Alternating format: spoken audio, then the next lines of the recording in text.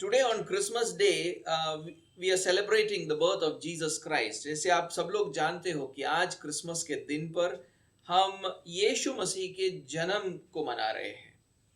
Now, some of us know him well. हम में से बहुत सारे सारे लोग उसे अच्छे से जानते हैं. Some of us don't. हम में से कुछ लोग ऐसे हैं जो उसे अच्छे से नहीं जानते हैं. For many people, the identity of Jesus is still a mystery. बहुत सारे लोगों के लिए यीशु मसीह का पहचान एक भेद है. Most people say he was a religious guru. ज्यादातर लोग क्या बोलते हैं कि यीशु मसीह एक धार्मिक गुरु थे. Some say he was a prophet of God. कुछ लोग ये मानते हैं कि वो परमेश्वर का नबी था. The general opinion is that he was a great man. एक प्रचलित मान्यता ये है कि वो एक महान पुरुष थे. A great man like Gandhi ji जैसे एक महान पुरुष. I would say that from the perspective, from one perspective, it is not right to compare Gandhi ji and Jesus Christ. एक दृष्टिकोण से ये सही नहीं होगा कि हम गांधी जी की तुलना यीशु मसीह से करें.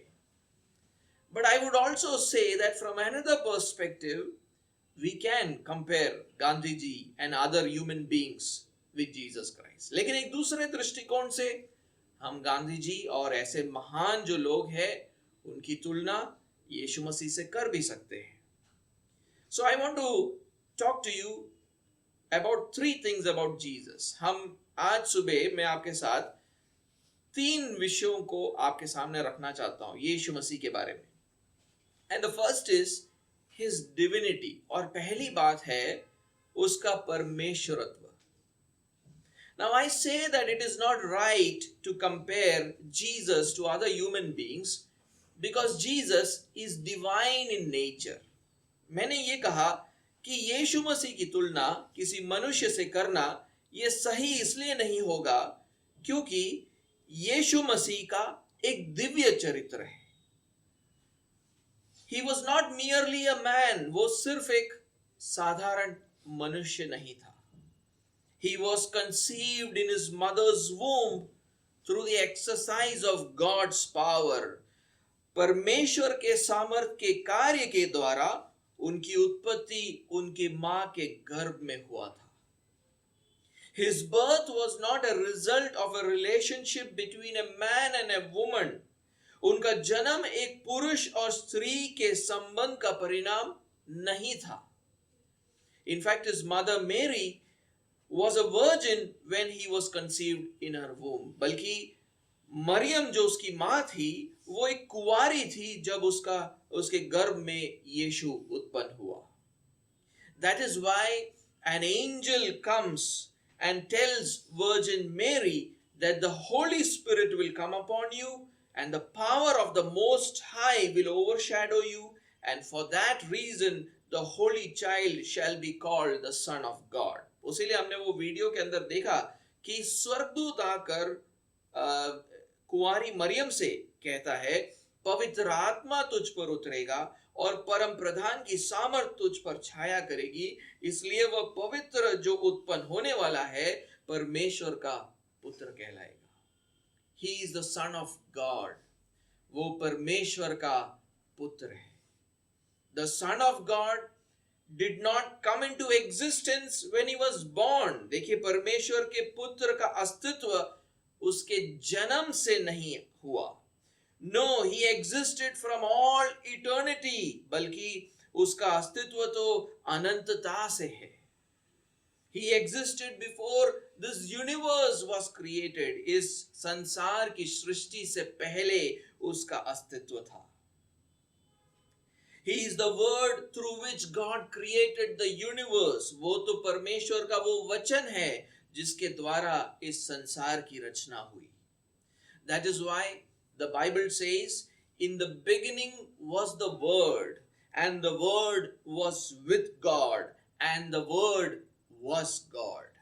तो इसीलिए बाइबल कहता है आदि में वचन था और वचन परमेश्वर के साथ था. और फिर ध्यान दीजिए क्या बोलता है, और वचन परमेश्वर था. Jesus is the Son of God. Jesus is the Word of God. Jesus is God. यीशु परमेश्वर का पुत्र है, वो परमेश्वर का वचन है, वो परमेश्वर है. Therefore, because of his divine nature, it would not be right to compare a mere man with Jesus. इसीलिए मैं कहता हूं कि एक साधारण मनुष्य की तुलना यीशु से नहीं की जा सकती.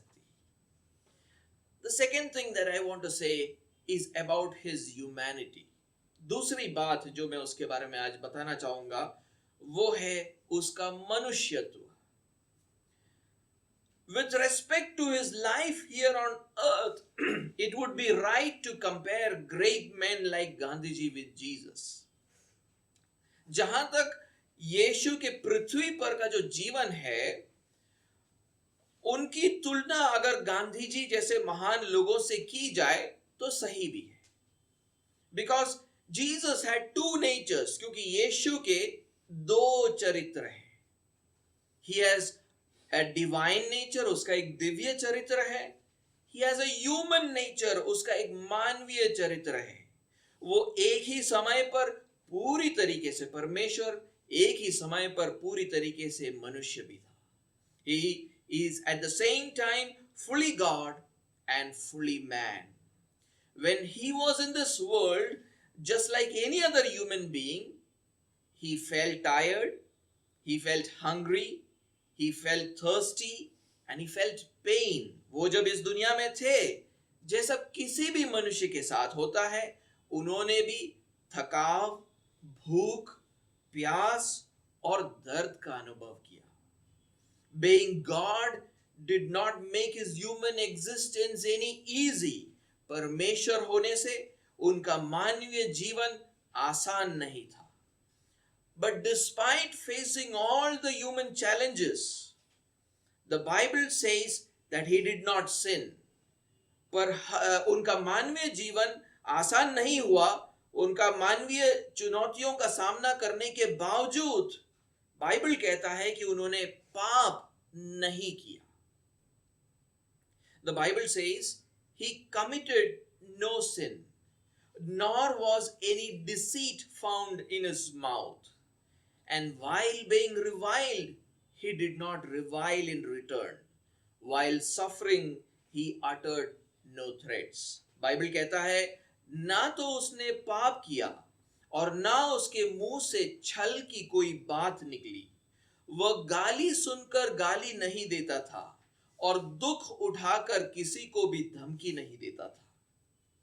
In fact, the non-violence which Gandhiji taught, that whoever slaps you on your right cheek, turn the other to him also, is actually Jesus' teaching from the Gospel of Matthew. बल्कि गांधी जी ने जो अहिंसा को हमको सिखाया, जहां पर उन्होंने हमको ये सिखाया कि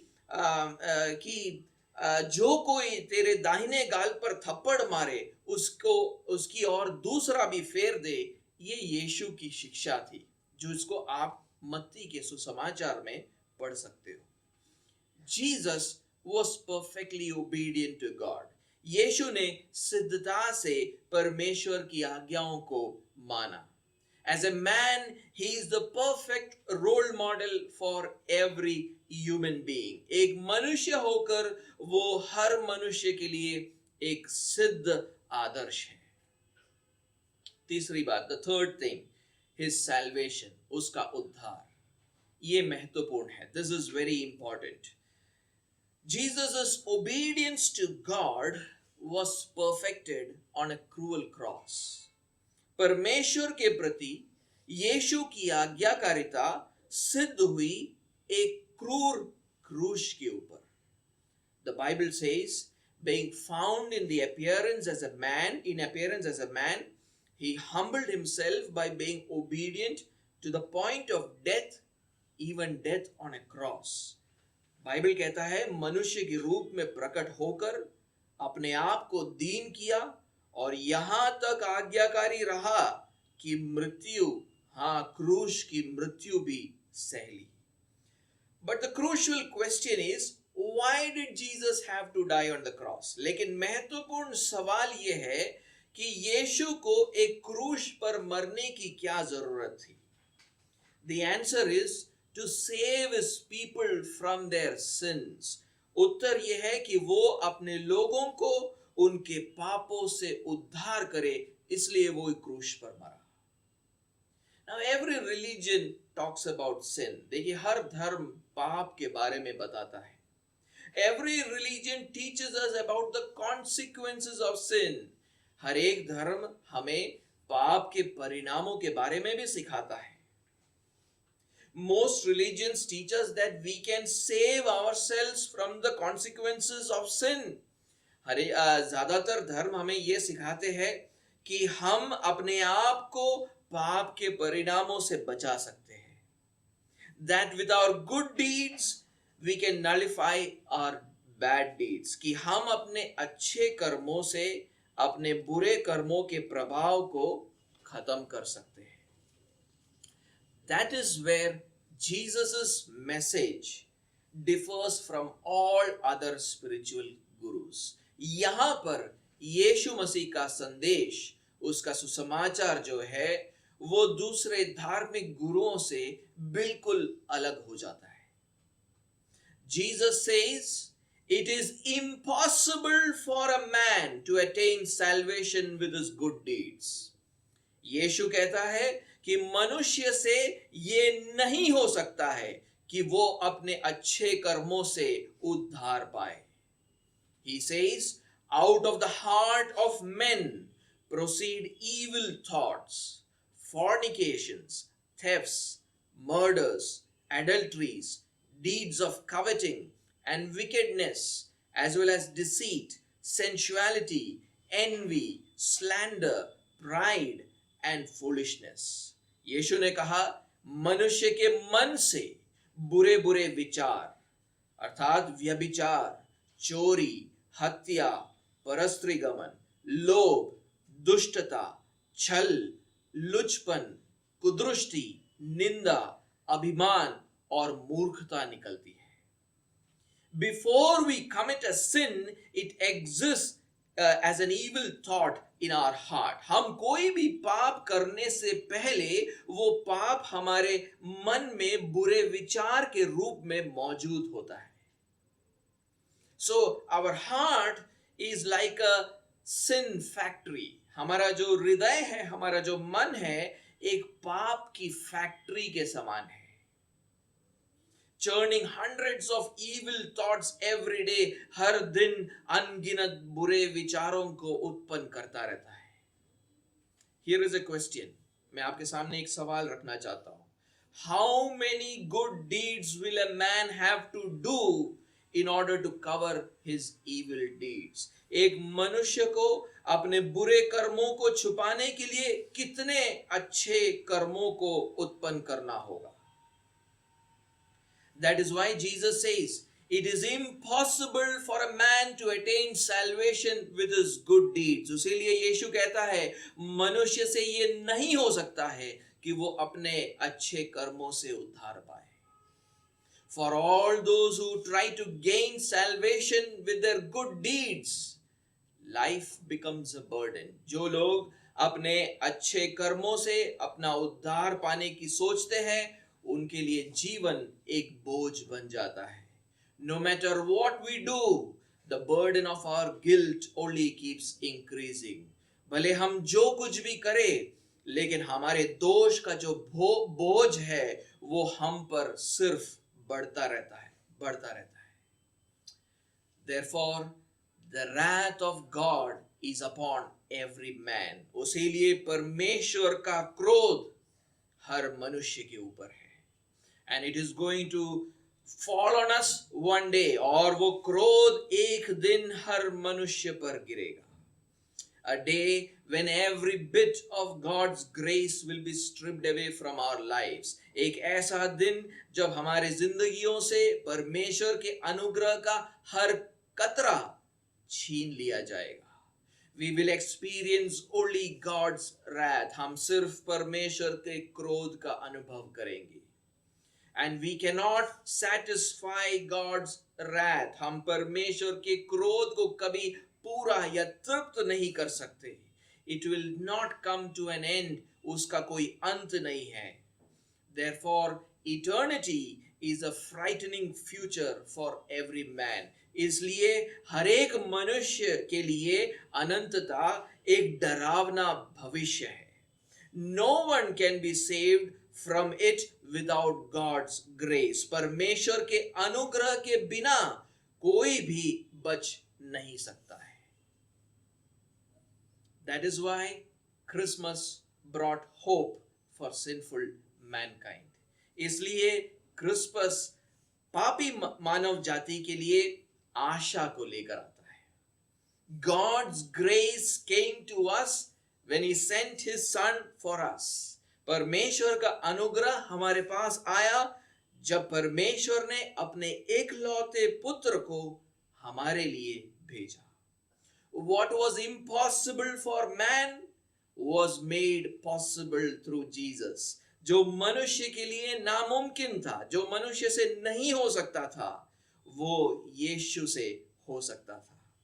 This is where his two natures as God and man is so important. इसीलिए यहाँ पर यीशु के दो चरित्र, दिव्य चरित्र और मानवीय चरित्र का महत्व हमें यहाँ पर समझ आता है. As man, he became our substitute. एक मनुष्य होकर पहले वो हमारा प्रतिनिधि बना. And on a cross, he endured the wrath of God on our behalf. और एक क्रूस के ऊपर उसने परमेश्वर के क्रोध को पी लिया.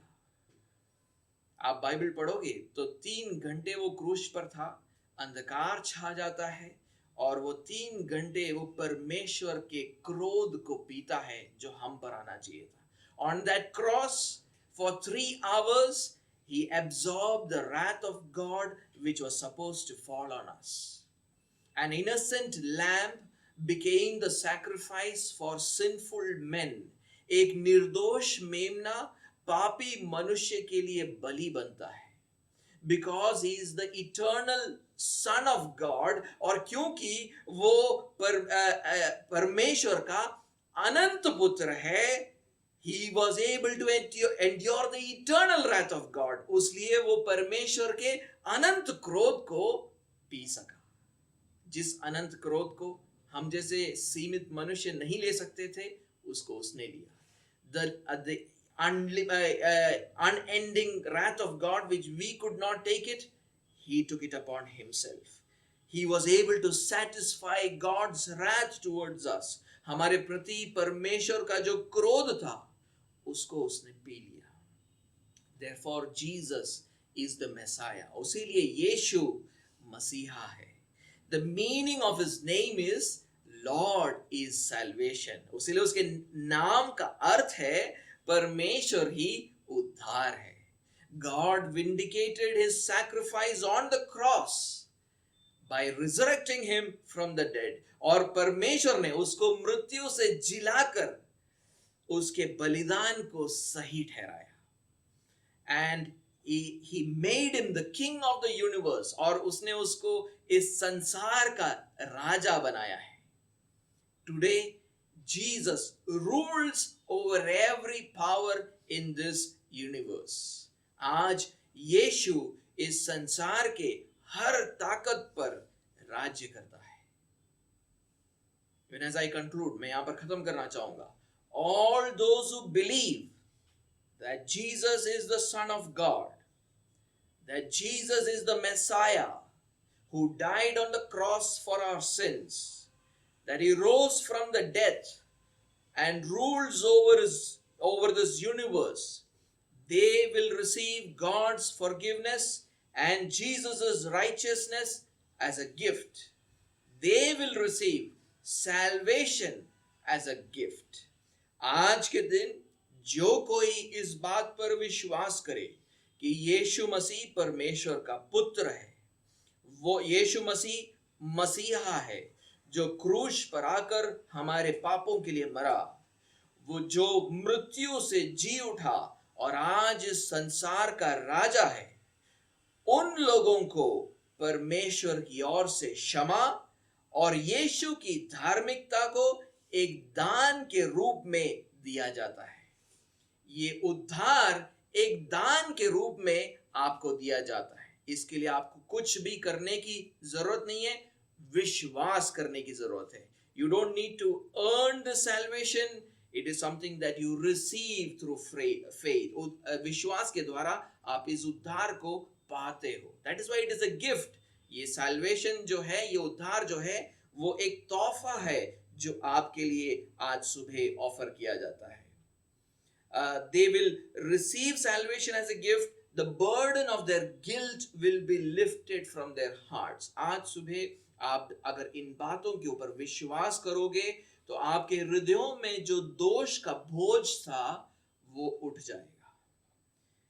They will experience every spiritual blessing on this earth. जो लोग इन बातों के ऊपर विश्वास करते हैं वो इस पृथ्वी पर हर एक आत्मिक आशीषों का अनुभव करेंगे। They will begin to live holy lives. वो पवित्र जीवन जीना शुरू करेंगे। The Bible also teaches that King Jesus is going to come back to judge this world. Bible हमें ये भी सिखाता है कि यीशु राजा वो इस पृथ्वी पर वापस आएगा न्याय करने के लिए।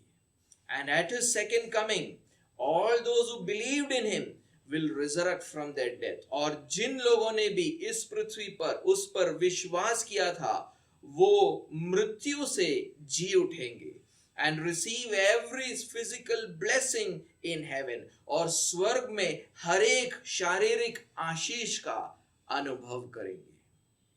The Bible says on that day God will wipe away every tear from their eyes and there will no longer be any death and there will no longer be any mourning or crying or pain. उसीलिए Bible कहता है कि उस दिन परमेश्वर उनकी आंखों से सब आंसू पोंछ डालेगा और उसके बाद मृत्यु न रहेगी और न शोक न विलाप न पीड़ा रहेगी। I'd like to close by praying with you. आज सुबह मैं प्रार्थना के साथ खत्म करना चाहूंगा। So let us close our eyes. आइए हम अपने आंखों को बंद करें और प्रार्थना करें। This morning, some of us have heard the good news for the very first time today. शायद हम में से ऐसे कोई लोग होंगे जिन्होंने पहली बार इस सुसमाचार को सुना आज सुबह। And if you have believed it, then this salvation belongs to you. और अगर आपने वो विश्वास इन बातों को विश्वास किया है तो ये उद्धार आपका है। I would like to pray for you if this morning you're believing in these things for the first time, if you're believing in Jesus today. आज मैं खास उन लोगों के लिए प्रार्थना करता हूं जो पहली बार अपने विश्वास को यीशु मसीह के ऊपर रख रहे हैं। Father God, we want to thank you this morning. पिता परमेश्वर, हम धन्यवाद देते हैं आज सुबह के समय के लिए। Thank you for reminding us once again of the gospel. उस सुसमाचार को फिर से याद दिलाने के लिए धन्यवाद देते हैं। This morning, there might be brothers and sisters who are listening to this gospel for the very first time and they have put their faith in Jesus. We want to thank you, Father, that you have drawn them to your Son Jesus. आज सुबह हमें ऐसे कोई भाई या बहन होंगे जिन्होंने पहली बार यीशु मसीह के ऊपर विश्वास किया है। हम तुझे धन्यवाद देते हैं उसके लिए, क्योंकि अपने पुत्र यीशु मसीह की तरफ खींचने वाला तो तू ही है। जब तक तू किसी व्यक्ति को यीशु मसीह की तरफ खींचेगा नहीं, तब तक कोई आ नहीं सकता। So Lord, we want to thank you for the gift of faith, the grace through which that faith has come. उस विश्वास के दान के लिए हम तुझे धन्यवाद देते हैं। तेरे अनुग्रह के द्वारा उन्होंने आज सुबह विश्वास किया है। And we pray that going forward, they will be able to experience a freedom from all guilt and help them to live a life of freedom and liberty and peace and joy and happiness and hope. हमारी ये प्रार्थना है कि आने वाले दिनों में इन जितने भी लोगों ने आज विश्वास किया है वो आगे चलकर तेरे शांति का, तेरे आशा का अनुभव कर सके, तेरे आनंद का अनुभव कर सके, वो अपने एक पवित्र जीवन को व्यतीत कर सके, वो पाप के ऊपर विजय प्राप्त कर सके। ये हमारी प्रार्थना है प्रभु जी। उनको उनके विश्वास में दृढ़ बनाना। We pray that you might continue to help them endure in faith this morning and from here on. So Lord, we want to thank you for this time and thank you for this opportunity to share the gospel, and thank you for this opportunity for all of us to come and hear the gospel on this Christmas day. धन्यवाद देते हैं परमेश्वर कि तूने ये इस सुसमाचार को बांटने का मौका दिया और सुसमाचार को सुनने का ये एक मौका बनाया, उसके लिए धन्यवाद देते हैं प्रभु जी। And we submit the time, rest of the time into your hands. In Jesus Christ's most precious name we pray. Amen.